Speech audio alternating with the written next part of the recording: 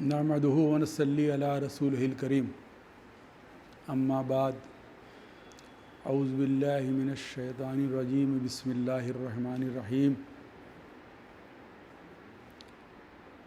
क़ाल अल्लाहु तआला फ़ी शान हबीबिही इन्नल्लाहा व मलाइकतहु यसल्लूना अलन नबी या अय्युहल्लज़ीना आमनू सल्लु अलैहि व सल्लिमू तस्लीमा अल्लाहुम्मा सल्लि अला सय्यिदिना व शफ़ीअना व मौलाना मुहम्मदिन व आलिहि व सल्लिम सलातन व सलामन अलैका या रसूलल्लाह या हबीबल्लाह या नबी अल्लाह।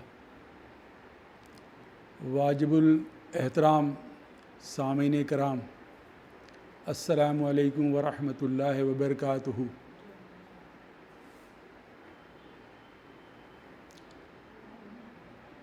सबसे पहले मैं अल्लाह रब्बुल इज़्ज़त का शुक्रिया अदा करता हूँ कि उनकी तौफ़ीक़ से आज ये फ़कीर अताए रसूल हिंदल वली ख्वाजा मोइनुद्दीन चिश्ती सुम्मा अजमरी रज़ियल्लाहु ताला अन्हु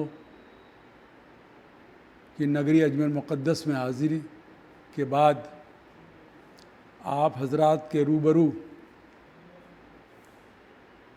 दिल की गहराइयों से आप सभी हज़रात का शुक्रिया अदा करते हुए कुछ खानकाही गुफ्तगू करने की जसारत कर रहा हूँ। रब्ब क़दीर मदनी तादाद सल्लल्लाहु अलैहि वसल्लम के सदक़े तुफ़ैल और अपने मुक़र्रबीन व मुहब्बीन के सदक़े तुफ़ैल में इस फ़कीर की इस छोटी कोशिश को कबूल फ़रमाए, आमीन। हज़रात गिरामी, मुझे और आप हज़रात को ये जान कर के बेहद खुशी है कि हमारे खानका गुलशन चिश्त के जो मीडिया मैनेजर्स हैं, उनकी अनथक कोशिशों के बास एक प्रोग्राम बउनवान दरस खानका मुनक़िद हो रहा है और ये प्रोग्राम एक सीरीज़ के शक्ल में आप हज़रात सुनेंगे, जो एपिसोड की तरह आप हज़रात के सामने पीरियडिकली जो है हर कुछ दिनों के बाद एक नए रंग में एक नए मौजू पर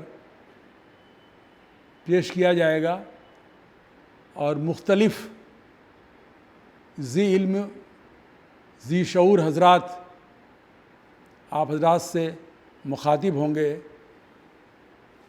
मुझे ये बात कहते हुए बेहद खुशी महसूस हो रही है कि हमारे गुलशन चिश्त के जो मीडिया मैनेजर्स हैं, उनके रिक्वेस्ट पर, उनकी दरख्वास्त पर शहर बम्बई के एक मशहूर व मारूफ़ ज़ी इल्म और बाशऊर आलिम दीन मौलाना हाफिज़ क़ारी ग़ुलाम वारिस साहब, जो कि बैक वक्त ख़तीब और इमाम हैं मस्जिद बाग़ मदीना अगाड़ी नगर अंधेरी ईस्ट, वो इंशाअल्लाह ताला आने वाले एपिसोड्स में आपके रूबरू होंगे विजुअली और इंशाअल्लाह ताला किसी न किसी सबक आमोज़ मौजू पर वो गुफ्तगू करेंगे ताकि हमारी और आपकी दीनी इस्लाह हो सके। इससे पहले कि मैं अपनी इस गुफ्तगू को आगे बढ़ाऊँ, हम और आप सब जानते हैं कि पिछले तकरीबन 2 साल से एक वबा में پوری دنیا بالکل تباہ و برباد کی دہلیز پر ہے، جس کو ہم اور آپ کووڈ-19 کے نام سے جانتے ہیں۔ گھر کے گھر لوٹ گئے، زندگی بے فیض اور برباد سی، ویران سی ہو گئی۔ شاید ہی کوئی گھر ایسا بچا ہو کہ کوئی نہ کوئی فرد اس گھر کا یا اس کے احباب اس وبا سے متاثر نہ ہوئے ہوں۔ لاکھوں لاکھ لوگ انتقال کر گئے، لوگوں کے سہاگ لٹ گئے، لوگ یتیم ہو گئے، اور معاشی طور پر تباہ و برباد ہو گئے۔ لہٰذا ہمارا اور آپ کا فرض ہے کہ ہم تمام لوگ ان محرومین کے لیے، ان کی مغفرت کے لیے، ان کے درجات کی بلندی کے لیے رب قدیر کی بارگاہ میں دعا کریں کہ اللہ رب العزت اپنے محبوب مدنی تاجہ صلی اللہ علیہ وسلم کے طفیل میں اور تمام اپنے محبین اولیاء اعظام کے صدقے طفیل میں ان مرحومین کی مغفرت فرمائے اور ان کی درجات بلند فرمائے اور ان کے قبر پر روز و شب انوار کی بارش فرمائے، آمین وہو غفور الرحیم۔ اور ساتھ ساتھ یہ بھی ہم سب کی دعا ہے کہ رب قدیر ان کے آل و عیال کو، احباب کو صبر تحمل عطا فرمائے۔ حضرات گرامی، میں سمجھتا ہوں کہ اس صدی بلکہ ایک صدی میں یہ ناگہانی مصیبت مخلوق کے سامنے نہیں آئی تھی۔ بالخصوص میں امت مسلمہ سے گزارش کروں گا کہ ہم سب مل کر کے اپنا تجزیہ کریں کہ آخر کیا بات ہو گئی ہے کہ اللہ تعالیٰ نے ہمیں اس طرح کی آزمائش میں مبتلا کیا، کہ ہم سے غفلت ہوئی، کون سا ہمارا عمل جو ہے بیکار ہوا، کون سا غلط ہوا۔ مگر مجھے افسوس ہے کہ اتنی بڑی مصیبت آنے کے بعد بھی ابھی بھی ہم لوگ سنبھلے نہیں ہیں، ہوش میں نہیں آئے ہیں، مساجد ویران ہیں، بد دعائیں دے رہی ہیں، اور ہم اور ہمارے بچے اس جدید ترین دور کی جتنے بھی خرافات ہیں، غیر شرعی چیزیں ہیں، ان میں ہم لوگ غرق ہیں۔ ہمارے ڈرائنگ رومز میں ہمارے بچے غیر شرعی طور پر تمام حرکتیں کر رہے ہیں ابھی بھی، اور ماں باپ اپنے بیڈ رومز میں چین و عشرت کی زندگی گزار رہے ہیں۔ یہ دین کے تعلیم کے بالکل خلاف ہے۔ خدا را اس پہ غور کریں تاکہ ایک دین کا جو صحیح نظام ہے وہ ہمارے سامنے آ سکے، اور اللہ رب العزت ہمیں اور آپ کو آقاؤں کے صدقے میں صحیح العقیدہ مومن بننے کی توفیق عطا فرمائے۔ حضرات گرامی، یہ جو پروگرام کی افتتاح آج ہو رہی ہے اس فقیر کے گفتگو سے، اس کا مقصد حیات یہی ہے کہ ہم دھیرے دھیرے اپنے سماج میں یہ تعلیم، دینی تعلیم اس انداز میں رائج کریں کہ دین کی صحیح عکاسی ہو سکے۔ جو غیر شرعی روایات ہیں وہ ہم سے دھیرے دھیرے دور ہو جائیں۔ بے حد افسوس کے ساتھ کہنا پڑتا ہے کہ سرکار دو عالم صلی اللہ علیہ وسلم نے جو ہمیں پیغام دیا، جن جن غیر شرعی روایات سے ہم کو دور کیا، اب دھیرے دھیرے یہ محسوس ہو رہا ہے اور دیکھ رہے ہیں کہ وہ تمام غیر شرعی روایات ہمارے سماج میں گھر کرتی چلی جا رہی ہیں۔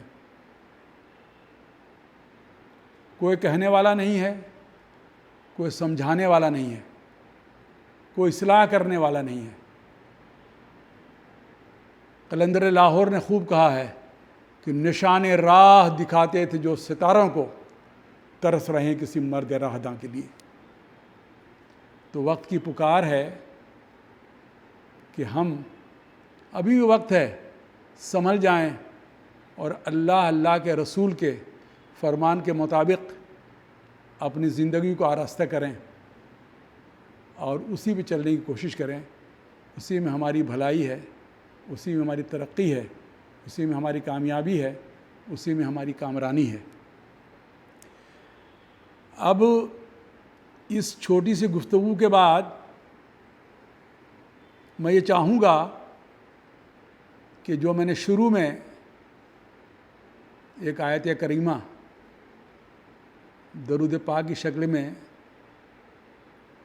پڑھی اور مجھے شرف حاصل ہوا اس تلاوت کرنے کا، اس کے روح کو آپ حضرات کے سامنے پیش کروں کہ آخر سرور کائنات صلی اللہ علیہ وسلم، اللہ کے خاتم النبیین، ہمیں اللہ پاک کی طرف سے ان کی نعمتیں حاصل ہوئیں، ان کی برکتیں حاصل ہوئیں، ان کی روحانی زندگی سے تعلیمات حاصل ہوئیں۔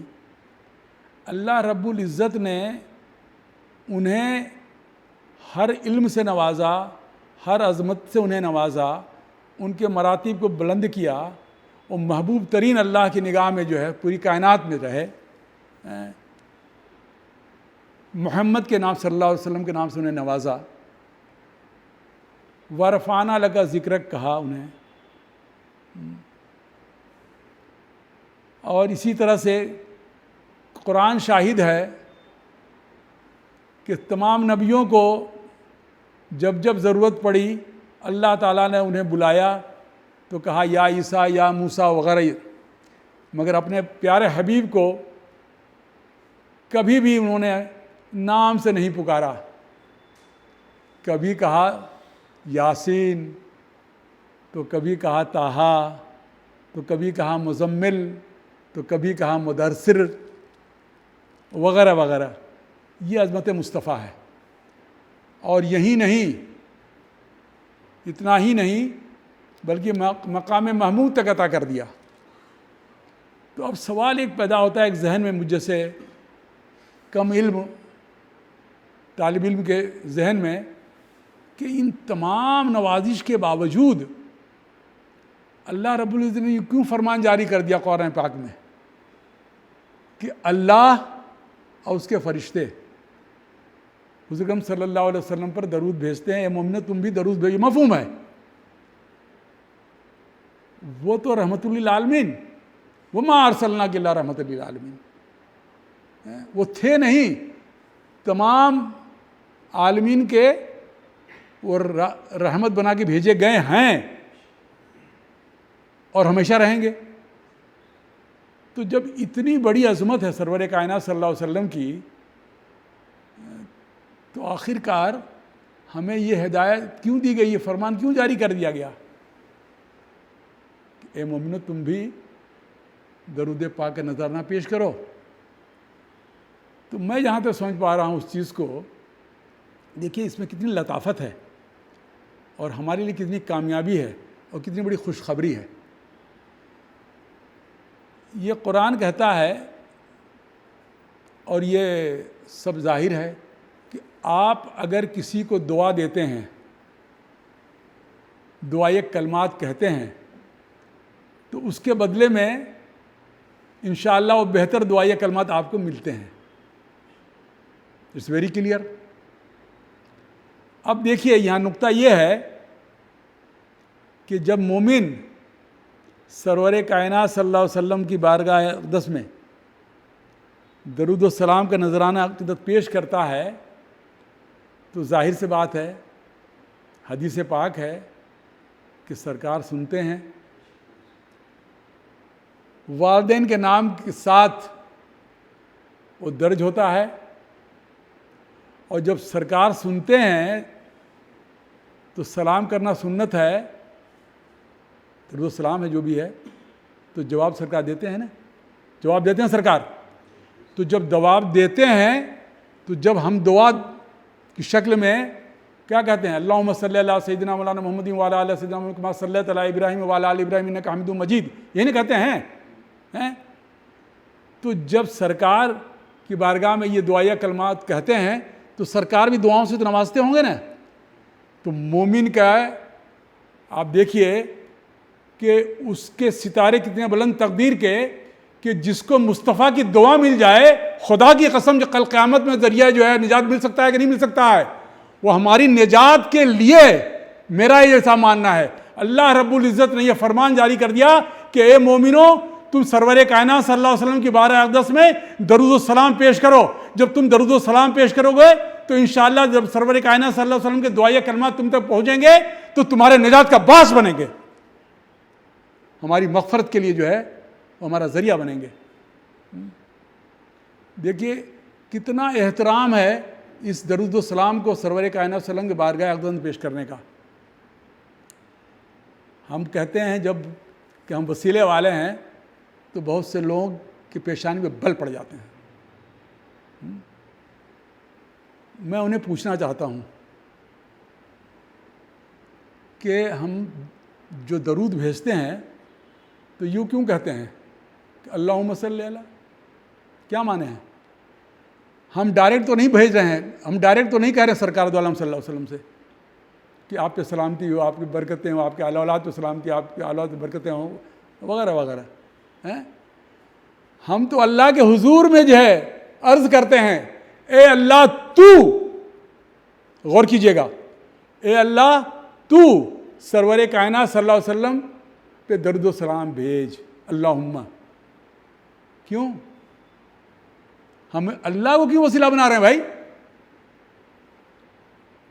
میں سمجھتا ہوں اس لیے ہم وسیلہ بنا رہے ہیں کہ کہاں شان نبی اور کہاں زبان جو ہے امتی، ہم سے کہیں لغزش نہ ہو جائے، کہیں آداب کے خلاف نہ ہو جائے، کہیں ہمارے احترام میں تھوڑی کمی نہ آ جائے، تو جو کچھ بھی سرمایہ دین ہمیں حاصل ہوا تھا خیر و برکت وہ ضائع نہ ہو جائے.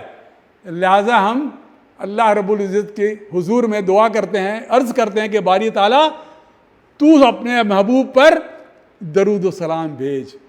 دیکھا، برج، مادھیم جسے کہتے ہیں، ذریعہ. بے شک نماز ہے، تمام اعمال حسنہ ہیں، خیرات ہے، صدقہ، سب ذریعہ ہیں. آپ بتائیے کہ باقاعدہ جو ہے قرآن میں جگہ جگہ اس ذریعے کا ذکر ہوا ہے جسے ہم وسیلہ کہتے ہیں. قرآن پاک میں آپ اگر سورہ مائدہ میں کیا کہتا ہے اللہ تعالیٰ، کیا فرماتا ہے؟ فرماتا ہے یا ایھا الذین آمنوا اتقوا اللہ وابتغوا الیہ الوسیلہ. اے ایمان والو، اللہ سے ڈرو اور وسیلہ تلاش کرو. اور کیوں تلاش کرو؟ تلاش جب کر لو گے تو پھر جد و جہد کرو، بڑھو. اور وہ بڑھو جو ہے لفظ جو ہے وہ مدارس میں نہیں ملے گا، وہ جو اس میں پالشنگ جو ہے وہ تو پھر کسی خانقاہی میں ملے گی، اہل نظر کے جو ہے قدموں میں ملے گی. اسی لیے ہم نے بزرگوں سے اپنے سنا ہے کہ خانقاہ میں اور درسگاہ میں جو فرق ہے وہ یہ فرق ہے کہ درسگاہ میں دیوانے کو دانہ بنایا جاتا ہے، اور درسگاہ میں دانے کو دیوانہ بنایا جاتا ہے. تو وہ تو روحانیت کی دیوانگی تو کسی اہل نظر کے قدموں میں ملے گی. اسی لیے ہم کہتے ہیں کہ آؤ عطائے رسول ہند الولی غریب نواز کے بارگاہ سے جو ہے منسلک ہو جاؤ. آؤ شہنشاہ جیلاں شاہ بغداد کے سلسلے سے وابستہ ہو جاؤ. آؤ داتا گنج حجویری رحمۃ اللہ تعالیٰ علیہ کی بارگاہ میں جو ہے حاضری کا شرف حاصل کرو. مختصراً ہمارا یہ عقیدہ ہے، یہ تمام اللہ کے اولیاء اعظام سب کے سب ہمارا انشاءاللہ تعالی وسیلہ بنیں گے کل قیامت میں. پھر قرآن کہتا ہے یا ایھا الذین آمنوا اتقوا اللہ وکونوا مع الصادقین، سچے کے ساتھ ہو جاؤ. اللہ سے ڈرو، سچے کے ساتھ ہو جاؤ. کیوں ساتھ ہو جاؤ بھائی؟ اسی لیے تو کہ وہ ہمارا ذریعہ بنیں گے. پھر قرآن کہتا ہے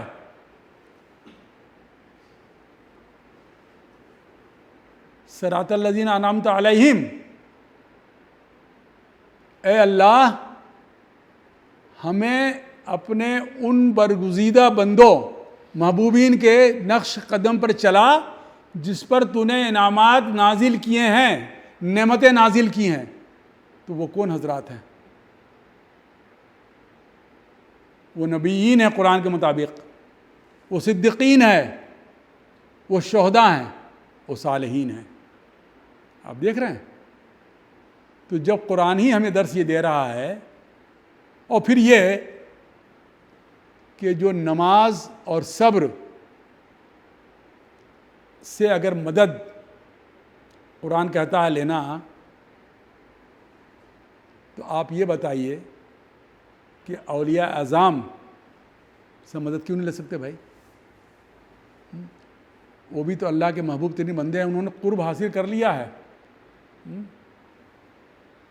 وہ ہمارے انشاءاللہ تعالیٰ کل قیامت میں ذریعہ بنیں گے ہماری مغفرت کے. درود شریف پڑھنے تو ایک وجدانی اور سبق آموز اور روحانیت سے لبریز ایک حدیث پاک کا ذکر کرتے ہوئے اپنی اس گفتگو کا اختتام انشاءاللہ تعالیٰ کرنے کی کوشش کروں گا. پڑھیں اللہم صلی علی سیدنا و شفیعنا و مولانا محمد وعلی آلہ وصحبہ وسلم صلاۃ و سلاما علیک یا رسول اللہ یا حبیب اللہ یا نبی اللہ. آمین اکرام، دیکھیے ہم لوگ اللہ کی طرف سے پیدا کیے گئے، اللہ ہمارا خالق ہے.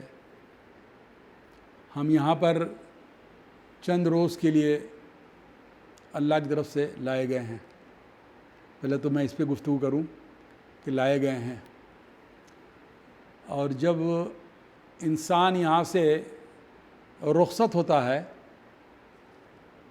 تو ایک مومن اس بد خبر کو سن کر کیا پڑھتا ہے؟ انا للہ و انا الیہ راجعون. مفہوم یہ ہے اللہ کی طرف سے آئے اور اللہ کی طرف واپس جانا ہے. مگر اتنا ہی تک نہیں ہے یہ معاملہ، اس سے اور بھی ہے آگے. کیا وہ ہے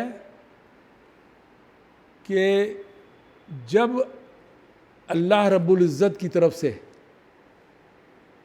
ایک انسان کی تشکیل ہوتی ہے، اب جب اللہ رب العزت اپنے قدرت سے پاک روح پھونکتا ہے، ڈالتا ہے اس جسم میں، تو پاک لفظ استعمال یاد رکھیں، پاک روح. جب وہ روح اس شخص کے جسم میں رہتی ہے اور وہ شخص جو ہے دھیرے دھیرے بڑھتا ہے، بالآخر جب اس کا وقت پورا ہو جاتا ہے اللہ کی طرف سے، تو وہ روح پھر واپس جاتی ہے. تو اب یہ دیکھنا ہے کہ اس روح کا اسٹیٹس جو ہے وہی ہے جب وہ اللہ رب العزت نے اس جسم میں ڈالا تھا یا کوئی جدا ہے. اس کی ایک بہت ہی آسان سی مثال دے دوں میں آپ کو تاکہ فوراً آپ کے ذہن میں بات اتر جائے گی کہ آج کل یہ فیسلٹی ہے کہ بڑے بڑے شہروں میں جب ہم آپ جاتے ہیں تو 2 ویلر یا 4 ویلر ہائر کر لیتے ہیں نا. اب مان لیجئے کہ آپ نے ایک 4 ویلر ہائر کیا فار سرٹن ٹائم، کچھ وقت کے لیے، اور جو بھی اس کے ٹرمس اینڈ کنڈیشن ہے آپ نے قبول کر لیا. تو جو وہ اسٹیٹس جب آپ لے جا رہے ہیں جو ہے، کتنا پیٹرول ہے، کوئی ڈینٹ نہیں ہے، اور تمام اندر سیٹس وغیرہ جو ہے انٹیکٹ ہیں وغیرہ وغیرہ، کمپلیٹلی جو بھی ہے. اب وہ جو وقت مقررہ ہے آپ کا ٹرمز کنڈیشن کے مطابق، جب آپ واپس کریں گے تو وہ جو اونر ہے وہ اس گاڑی کو دیکھے گا کہ جب یہ لے کے گئے تھے وہی اسٹیٹس میں ہمیں واپس کر رہے ہیں یا نہیں. اور اگر ڈینٹ آ گیا تو وہ اوریجنلٹی اس کی ختم. بس یہی بالکل اسی انداز میں اگر ہماری زندگی غلط راہ پہ چلی اور ہماری روح جو اللہ رب العزت نے ڈالی تھی پاک وہ ڈینٹڈ ہو گئی تو اس کو ہم عذاب کہتے ہیں. پھر وہ ڈینٹڈ ہو گئی، اس کو اب جواب دینا ہے.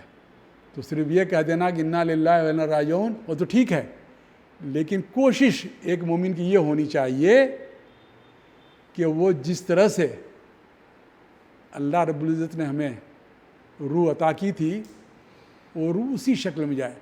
پھر خانقاہ یاد آتی ہے کہ اگر وہی اسٹیٹس کے ساتھ واپس جانا ہے تو نفس امبارہ کو کچلنا ہے، تو وہ کچلنے کی جگہ کیا ہے؟ وہ خانقاہ ہے، کسی ولی کے قدموں کے جو ہے برکت سے ہو سکتی ہے، تاکہ ہمیں نفس مطمئنہ حاصل ہو جائے، ہمارے قلب میں روحانیت عرفانیت کا چراغ روشن ہو جائے. اور روشن تبھی ہوگا کہ ہم کسی نہ کسی ولی کی بارگاہ سے منسلک ہو جائیں، تب یہ ممکن ہے. پھر میں اپنے موضوع پہ آ رہا ہوں کہ آخر کار یہ جماعت اللہ والوں کی کل قیامت میں ان کا کیا رول ہوگا اور ہمارا وسیلہ کیسے بنیں گے. تو حدیث پاک میں ہے، اس میں کسی کا اختلاف نہیں ہے، کہ ایک جماعت کثیر اللہ کے محبوبین کی ہوگی، مقربین کی، اولیاء اعظام کی، کہ جن کو اللہ رب العزت بے حساب و کتاب بخش دے گا، ان کو جنتی. یہ سب شفاعت سے پہلے کی بات ہے، ان کا کوئی حساب و کتاب نہیں ہوگا. اب جو لوگ، وہ لوگ اولیاء اعظام جنت کی طرف جائیں گے تو جب وہ دوزخ کی طرف سے گزریں گے تو اس دوزخ میں طرح طرح کے گنہگار ہوں گے، کچھ کے گناہ صغیرہ ہوں گے اور کچھ کے گناہ کبیرہ ہوں گے. تو جن کے گناہ صغیرہ ہوں گے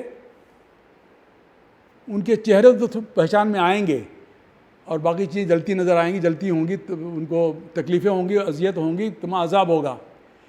تو جب یہ اللہ والوں کی ٹولی گزرے گی ادھر سے تو ہمارا جیسے آپ جیسا ایک آواز دے گا، اے شہنشاہ بغداد، اے غوث الاعظم دستگیر، نظر کرم رہے سرکار دستگیری کی درخواست ہے. سرکار یہ حقیقت ہے، یہ سچائی ہے کہ آپ کے حیات میں ہم موجود نہیں تھے، مگر غوث الورا آپ روشن ضمیر ہو، سلطان العارفین آپ کو کہا گیا ہے. آپ پر ظاہر ہے کہ آپ کے بعد ہم نے آپ کا ترانہ گایا ہے، آپ کی منقبتیں پڑھی ہیں، ہم نے آپ کی بارگاہ میں حاضری دی ہے، ہم سے آپ بے پناہ آپ کی بارگاہ سے ہمیں عقیدت رہی ہے، نظر و نیاز آپ کی بارگاہ ہمیشہ پیش کرتے رہے ہیں، ہم نے آپ کے در سے اللہ کی آواز سنی ہے، اللہ کے رسول کا علم حاصل کیا ہے، دین ہمیں ملا ہے، حق کی وحدانیت ملی ہے، رسول کی تعلیم ملی ہے، خدا را ہم پہ جو ہے آپ رحم فرمائیں۔ اسی طرح سے آواز عطائے رسول ہند ولی بارگاہ کی بارگاہ میں ہوگی، غلامان خواجہ کی طرف سے، کوئی قطب بابا کو پکارے گا، کوئی فریدون گنج شکر کو پکارے گا، کوئی نظام پاک کو پکارے گا، کوئی نصیر الدین چراغ دہلوی کو پکارے گا، کوئی کلیری کو پکارے گا، کوئی داتا گنج بخش کو پکارے گا، کوئی امام غزالی کو پکارے گا۔ تو جو جس سے وابستہ ہوگا اور جس کے ترانے گائے ہوں گے، جس کے سلسلے کے ہوں گے، وہ سب کے سب یہی آواز دیں گے کہ سرکار ہم سے گناہ ہوئی ہے، سب کچھ ہوئی ہے، لیکن داتا یہ بھی حقیقت ہے کہ آپ کی بارگاہ میں ہم آتے جاتے رہے ہیں، آپ کا فیضان ہم کو ملتا رہا ہے، آپ کو یاد کرتے رہے ہیں، ہماری مشکل کشائی کیجیے۔ تو اس وقت یہ یاد رہیں کہ حضرات گرامی، کہ دنیا میں جتنے بھی رشتے تھے آپ کے، چاہے وہ بیوی سے رہے ہوں، چاہے بیٹے سے رہے ہوں، عزیز و قریب سے رہے ہوں، کسی دوست احباب سے رہے ہوں، کتنے بھی قریب سے قریب رہے ہوں، وہ سب بیکار، وہ آپ کے دشمن ہوں گے کل قیامت میں، آخرت میں سب کے سب آپ کے دشمن ہوں گے، کوئی آپ کی مدد کو تیار نہیں ہوگا، وہاں سب ہوائیاں اڑ رہی ہوں گی، نفسی کا عالم ہوگا۔ ایسی وکٹ پرستھتی میں اگر سہارا ملے گا تو ان اولیاء اعظام کی بارگاہوں سے ملے گا، لہذا یہ اولیاء اعظام پھر اللہ کی بارگاہ میں رجوع ہوں گے، درخواست پیش کریں گے، آقا مولا کو منائیں گے، اور بالآخر اللہ رب العزت ان کی درخواست کو، ان کی عاجزی کو قبول کر لے گا، ان سے کہے گا جاؤ اپنے اپنے غلاموں کو جو ہے پہچان لو، اور وہ بھی جنتی۔ لہذا وہ تمام اولیاء کرام اپنے اپنے غلاموں کو پہچانیں گے اور نکالیں گے اور اپنے ساتھ جنت کی طرف لے جائیں گے۔